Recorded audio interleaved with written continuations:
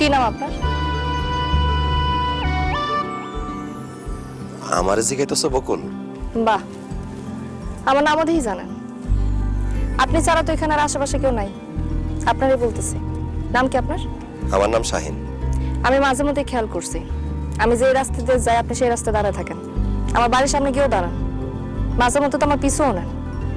সমস্যা কি আপনার? কি হলো, চুপ করে আছেন কেন? কথা বলতেছেন না কেন? আপনি আজকে যদি কথা না বলতে পারেন আর কখন আমার সামনে এসে দাঁড়াবেন না। তোমার আমার ভালো লাগে বকুল। প্রথম যেদিন আমি তোমারে দেখছি সেদিনে আমি তোমার প্রেমে পড়ে গেছি। বিশ্বাস করো, তোমার ছাড়া আমি অন্য কিছু ভাবতেই পারি না। তুমি যেহেতু জানতে চাইতেছ, আজকে আমি তোমারে কয়ে দিতেছি, আমি তোমারে ভালোবাসি। প্রেম ভালোবাসা আমি বিশ্বাস করি না। এসব করার জন্য আমার কাছে সময়ও নেই। আমি যদি করি তাহলে আমি একেবারে বিয়েই করব। আমার কোনো সমস্যা নাই বকুল, তুমি রাজি থাকলে তোমার আমি বিয়ে করতে পারি। তো আজকে বললে আজকেই, এখন বললে এখনই বিয়ে করবো আমি তোমারে। আমার ভাই ভাবি এমনি এমনি আপনার সাথে আমার বিয়ে দিবে না। আমারে বিয়ে করতে হলে অনেক টাকা কাবিন দিতে হবে।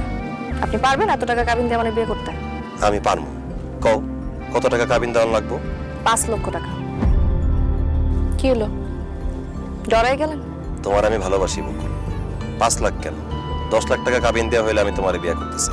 ভালো মতো চিন্তা ভাবনা কইরা তারপর বলেন, সত্যি আমার 5 লাখ টাকা কাবিন দিতে পারবেন তো? কইলাম তো, আমি তোমার 5 লাখ টাকা কাবিন দিয়েই বিয়ে করবো। তারপর কও, তুমি আমার বিয়ে করবা? আপনি দেখতে শুনতে খারাপ না, তার উপরে আমি আপনার কাছে 5 লাখ টাকা কাবিন চাইছি।